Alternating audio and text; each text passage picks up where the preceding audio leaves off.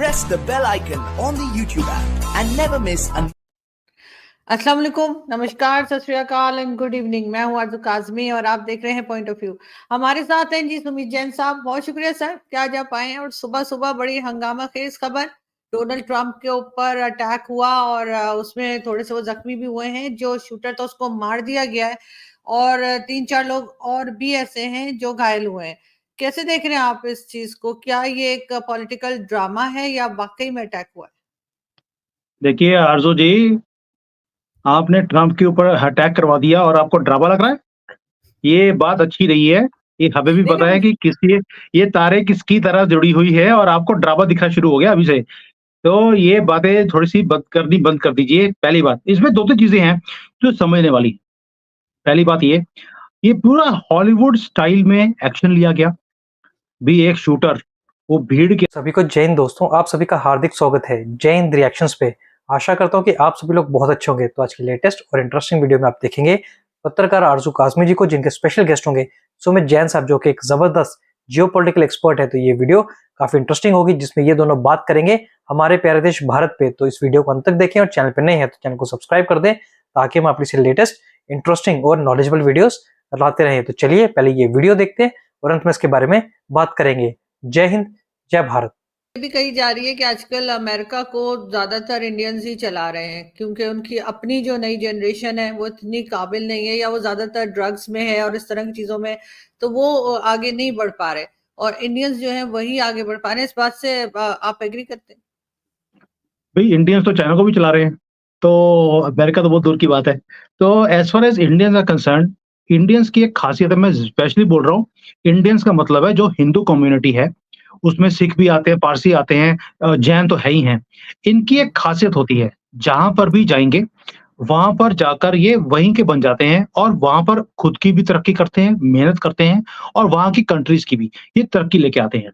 हमें बिल्कुल भी ये बचपन से नहीं पढ़ाया जाता कि आपको दूसरे का धर्म चेंज करना है, किसी को जैन बनाना है, नहीं बनेगा तो गर्दन काटनी है। हम इस कामों में नहीं लगते हैं, इसलिए बड़े फोकस होकर हम काम करते हैं, तो तरक्की भी आती है। और अमेरिका के अंदर तो अगर आप 30 से 40% डॉक्टर देखेंगे भारतीय, इंजीनियर तो मुझे लगता है सारे की सारी जो है वो भारत से ही है। आईटी सेक्टर है पूरा हमारा टेक ओवर किया हुआ है। तो जो जिसको बोलते हैं कि जो तरक्की कराने वाली जो कम्युनिटी है वो हमेशा ही भारतीय रहती है और इनका दबदबा भी इसलिए है। और सारी जो पॉलिटिकल पार्टीज हैं वो उन्हें इंपॉर्टेंस भी देती हैं, नॉट इसलिए कि भी वो सिर्फ वोट बैंक है, सिर्फ इसलिए भी because they are powerful at the moment. अगर ज्यूज सबसे ज्यादा, हम बोलते हैं कि इजरायली जो है वो दुनिया में सबसे ज्यादा पावरफुल है अमेरिका के अंदर, भारतीय भी आज की डेट में कम नहीं है। और इसके ऊपर हम कई बार वीडियोस कर चुके हैं और कई लोगों ने बोला भी है कि भाई पूरी दुनिया में जो डीप स्टेट है वो अपना काम करता जा रहा है, लेकिन भारतीयों को किसी से मतलब नहीं है। वो भी हमें तो अपने देश में मतलब नहीं है, मोदी जी आए नहीं आए कोई फर्क नहीं पड़ता है, वोट देने नहीं जाए गए, बस अपने अपनी जिंदगी आराम से चलनी चाहिए। वो वाला हाल है भारतीयों का, वही काम अमेरिका के अंदर भी है। सर एक चीज और जो लोगों ने नोटिस की है वो ये कि जब भी इस किस्म के कोई अटैक्स होते हैं प्रेसिडेंट पर हो चाहे प्राइम मिनिस्टर्स पर हो, हमारे यहाँ भी जब से पाकिस्तान बना है, लियाकत अली खान जो पहले प्राइम मिनिस्टर थे उन पे भी जो अटैक किया गया और बाकी जितने, तो ये जो भी अटैक करते हैं, अटैकर होता है, उसको वहीं पे मार दिया जाता है अक्सर। अभी अभी इस वक्त भी हमने देखा कि ट्रंप वाले केस में भी यही हुआ है। तो आगे केस कैसे जो है वो चलेगा और आगे कैसे पता लगेगा किसने भेजा क्या किया? इसलिए कि मेन बंदे को तो मार दिया, कोई और तरीका नहीं होता इनको अरेस्ट करने का, या टांग पे गोली मार दें, हाथ पे गोली मार दें, एकदम जान से मार देते हैं। तो हमारे यहाँ तो ये भी एक बात की जाती है कि शायद इसलिए कर देते हैं कि पता ही नहीं करना कि कौन था। देखिए पहली बात यह है कि वहां पे योगी जी नहीं है।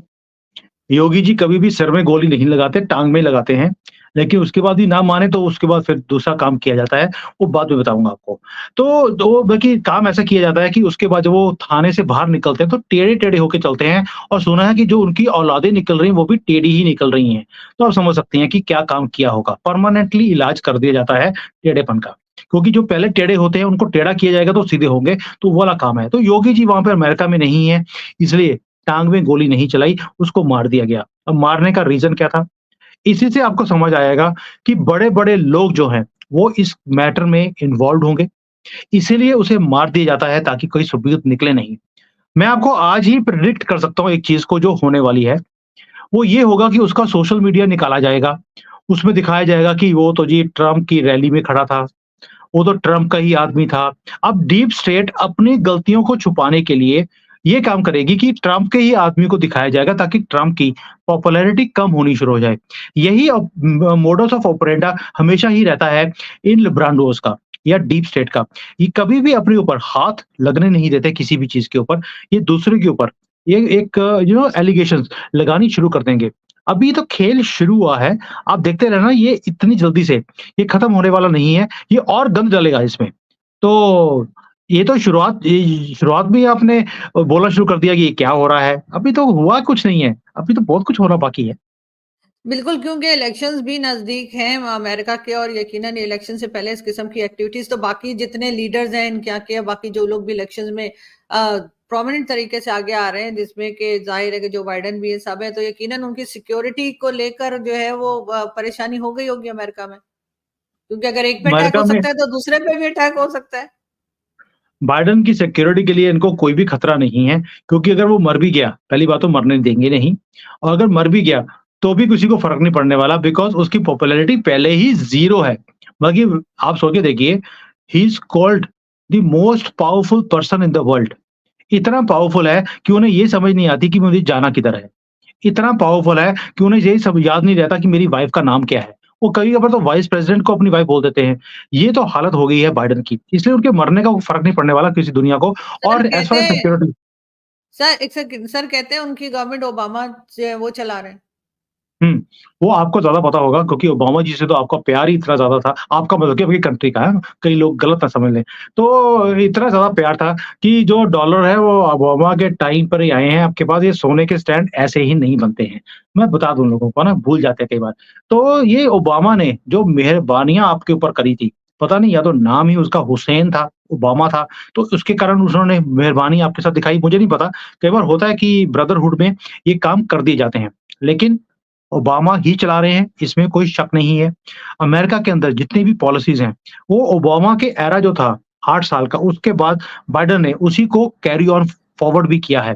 सब जगह पे गन डाला है, ओबामा ने भी यही काम किया था और इसीलिए ओबामा अभी भी चाहते हैं कि बाइडेन जैसा आदमी दोबारा से प्रेज़िडेंट बन जाए, ट्रम्प किसी भी हालत में वापस ना आए। तो देखते हैं अब क्या होता है। मेरी अपनी जो क्योंकि मेरी अपनी फैमिली भी अमेरिका में रहती है, उन्होंने मुझे बताया कि ट्रम्प के आने के चांसेस पूरे हैं और ऐसे तो चांसेस जो है ऋषि सुनक के भी थे, मोदी जी की भी थे। मोदी जी तो वापस आ गए, बाकी एक-एक करके हराए जा रहे हैं। देखते हैं वहाँ पे क्या होता है। अभी तो 3-4 महीने हैं, ये भी महाभारत का एक युद्ध है, जो लड़ा जाएगा वहाँ पर कौरवों और पांडवों के बीच में। देखते हैं जीत किसकी होती है। हमारे यहाँ तो पांडव जीत गए, कौरव हार गए। मगर आज के वाक़ये के बाद सर आज जिस तरह से अटैक किया गया है, उसके बाद काफ़ी ज़्यादा चीज़ें जो हैं आपको बदलती हुई दिखाई दे रही हैं ऑफ अमेरिका में। कोर्स मैं हमेशा बोल रहा हूँ नॉट ओनली इन अमेरिका, आरज़ू जी, आपको ये चीज़ समझनी पड़ेगी, पूरी दुनिया का जो पॉलिटिकल सिनेरियो है, आप समझ लीजिए ये 9/11 की तरह आज एक हरकत हुई है। जैसे 9/11 के बाद वॉर ऑन टेरर शुरू हो गया था, अभी ट्रम्प के ऊपर जैसे हाथ डाला गया है वो बच गए हैं। इसके बाद भी आपको पॉलिटिकल सिनेरियोज़ पूरे दुनिया में चेंज होते दिखाई देंगे। व्हाई? बिकॉज़ जैसे मोदी जी हैं, Modi ji is one of the most popular leaders in the world आज की डेट में।